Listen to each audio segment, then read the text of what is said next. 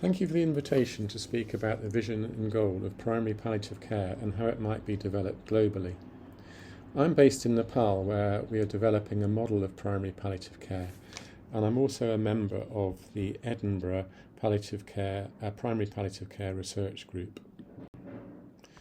For the next few minutes, I want to explore where we have come from with primary care and primary palliative care. We'll look at the draft definition of primary palliative care which some of us have developed, and we'll then explore something of the scope of primary palliative care and what are some of its important principles which could be developed as a way of health system strengthening, particularly with integrated chronic disease management. I'll use our project in Nepal to illustrate some of these issues, and finally we will look at the ongoing work to define the scope of primary palliative care internationally. This group is probably very familiar with much of the global timeline of primary care from Alma Ata 45 years ago, and the stops and starts of primary care development until now, through the Sustainable Development Goals, the Astana Declaration, and current moves through the operational and measurement frameworks and indices. The first move towards universal availability of palliative care was probably in 2007 with the WHO Public Health Strategy for Palliative Care, echoing Alma Ata with its strapline, Palliative Care for All. This identified 4 areas of important work: policy, the need for national plans for delivery and funding; education, the need for training of the workforce and the public; and then moves to implement the policy practically; and then finally focusing on medicine availability. Later iterations also included research as a 5th aspect. The strategy identified the need for delivery by non-specialist healthcare professionals, although it did not specify primary care. It did, however, rightly point out that the majority of care is given in the home and the community by lay carers. The next milestone for palliative care was the 2014 World Health Assembly Declaration, strengthening palliative care as a component of comprehensive care. This was as a result of much advocacy by the palliative care global health community, and did in fact recognise the central role of primary care in the delivery of palliative care.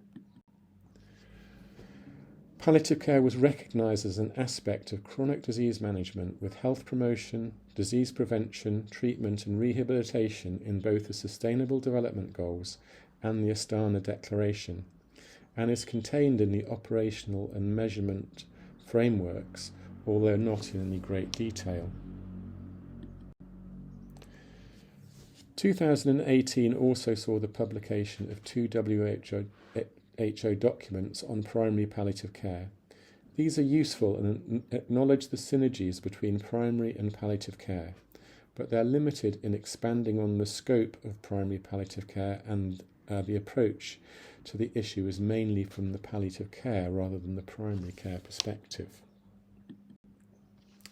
The next year, a group of us developed a draft definition of primary palliative care which suggested it is palliative care practiced by primary healthcare workers who are the principal providers of integrated healthcare for people in local communities throughout their life. This was published to stimulate discussion, but this got rather lost in the COVID pandemic 6 months after publication. Of course, primary care professionals is not a straightforward concept. Dodds and colleagues, on reviewing primary healthcare systems in low and middle income countries in the Asia-Pacific region, found that a wide variety of service configurations with primary care provided by both physicians and non-physicians, physicians' assistants, nurses and allied health professionals such as pharmacists and dispensers. When we say primary care, do we mean professionals or institutions in which primary care is delivered? That could be family doctors or GPs, particularly in high-income settings, who might lead multidisciplinary teams.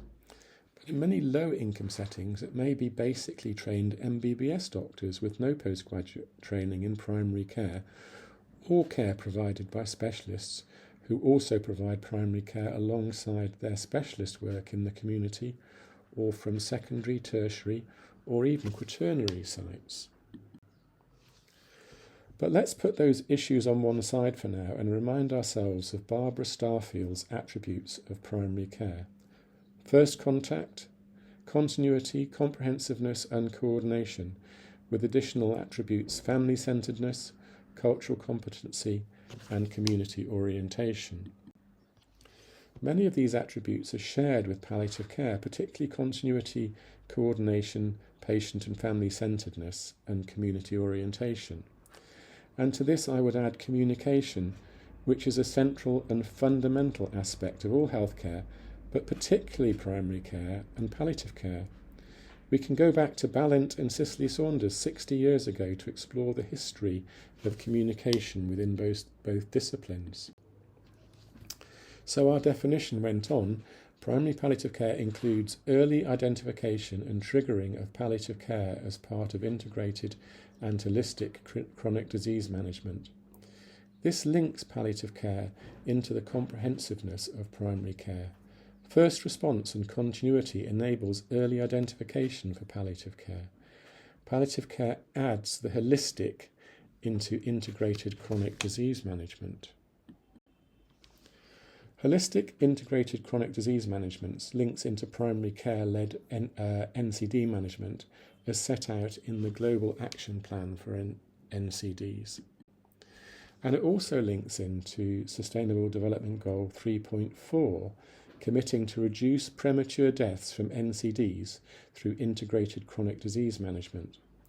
This is where I believe palliative care can add value by enabling skills such as patient-centeredness and communication, which are vital to the whole of chronic disease management. One of the challenges to universal health coverage and integrating chronic disease management is the lack of professional skills due to poor training and support, leading to poor quality care, which needs to be urgently addressed, particularly in low and middle income countries.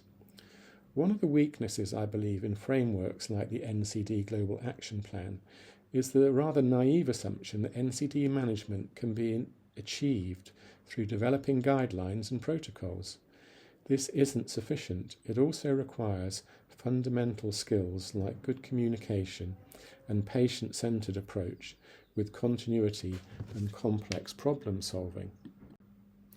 So this brings us to the final part of the definition, palliative care strengthening professional capabilities in primary care. And we were thinking indeed communication, patient-centeredness, the importance of continuity and complex problem solving. There is, however, little clear evidence for how palliative care strengthens professional capabilities, so I think this is an important area for further research. So integrating palliative care into primary care should strengthen professional capabilities. And I've also added compassion. Compassion, defined as cognitive awareness and recognition of suffering, empathy, and action to alleviate suffering, has recently been explored and discussed in a series of consultative forums called Compassion Rounds. There is increasing recognition globally, including within WHO, that compassion is essential to achieving universal health coverage. Palliative care can be a vehicle to teach and encourage this. Palliative care advocacy is often made through highlighting the level of need globally, a pain-free dignified death as a human right, and that palliative care is cost-effective. In addition, advocates point out that governments should be held to account for their 2014 commitments. However, this can lead to a view that palliative care should be bolted on to other aspects of universal health coverage. Conversely, we can promote an integrated approach, palliative care as part of integrated chronic disease management in the primary care setting. All of the previously mentioned advocacy challenges apply, but in addition we can stress how palliative care training and practice can enhance primary care practitioner skills. With limited resources, I don't think that taking a bolt-on approach will suffice to have palliative care included properly within universal health coverage, despite international commitments. But if we can show that it adds value, palliative care might have a chance. Finally, primary palliative care should be developed with the perspective of the three building blocks of primary health care: primary care with its public health functions, multi-sectoral policy, and action and community empowerment. Its development can be effected through a community-orientated primary care approach. I'll just illustrate that briefly with my experience in Nepal. Nepal has a well-described primary care system centring on district hospitals and surrounding village health posts, which are staffed by mid-level workers. The national strategy adopted in 2017 commits to primary palliative care in rural areas and specifies how it can be achieved. One generalist doctor, preferably an MD GP, and one nurse should have some training, although that's not specified. Their role should not just be in the hospital, but also supporting community staff in health posts. All other staff should receive some training, including those in primary care centres and health posts. The strategy also sees a central role for female community health volunteers, who are responsible for a small area and know their communities well. Also, the strategy envisages community involvement, increasing health literacy for palliative care in the community with groups and schools. Sunita is a 3-year project to define and research how the strategy for rural areas can be realised. We are midway through at present. This is the model map with the healthcare development through training and mentorship in red on the left, FCH fees in the centre, and community involvement on the right. We are working with schools and community groups to raise health literacy and to build on caring practices to develop culturally appropriate, compassionate communities.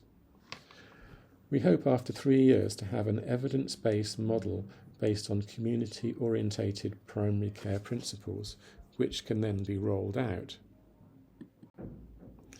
The Green Pastures Palliative Care Unit, which is a clinical training and research resource centre for West Nepal, is where the project is operating from. This was opened in 2021. Female community health volunteers mostly work in maternal and child health with mothers groups. When we told them what we were doing, they were keen to learn, saying, "We are asked what to do for people with chronic illness, but we don't know." For health professionals, we blend classroom and distance learning.